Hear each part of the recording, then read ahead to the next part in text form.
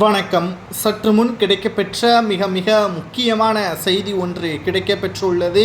இரட்டை இலை சின்னத்தை பற்றி நீதிமன்றம் வெளியிட்டுள்ள மிக மிக முக்கியமான ஒரு அறிவிப்பு. அதிமுகவில் பதற்றமான ஒரு நிலைமை ஏற்பட்டுள்ளது.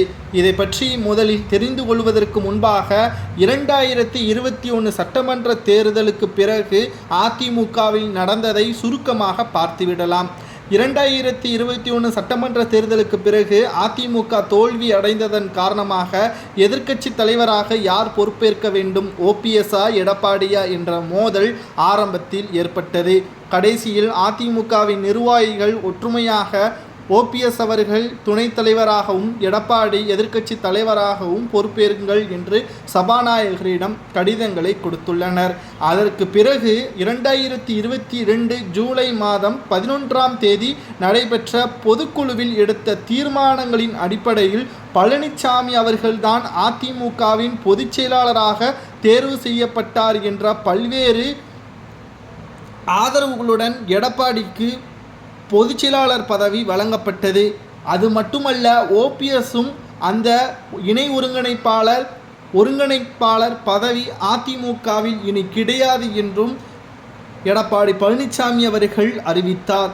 இந்த பொதுக்குழுவில் நிறைவேற்றப்பட்ட தீர்மானங்கள் எதுவுமே செல்லாது என்று சென்னை உயர்நீதிமன்றத்தில் ஓபிஎஸ் அவர்கள் வழக்கும் தொடர்ந்துள்ளார். கிட்டத்தட்ட பல வழக்குகள் நீதிமன்றத்தில் நடந்து கொண்டுதான் இருக்கிறது.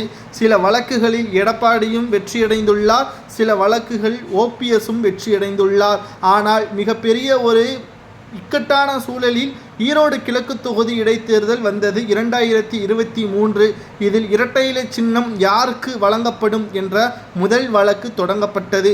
அது நிலுவையில் இருந்த காரணத்தினால் இரட்டை இலை சின்னம் தற்பொழுது மெஜாரிட்டியின் அடிப்படையில் எடப்பாடி பயன்படுத்தி கொள்ளலாம், ஆனால் பொதுச்செயலாளர் பதவியை பயன்படுத்தி போடக்கூடாது என்றும் ஓபிஎஸ் அவர்கள் விட்டு கொடுத்துள்ளார் என்ற தகவலையும் நம்மால் பார்க்க முடிகிறது.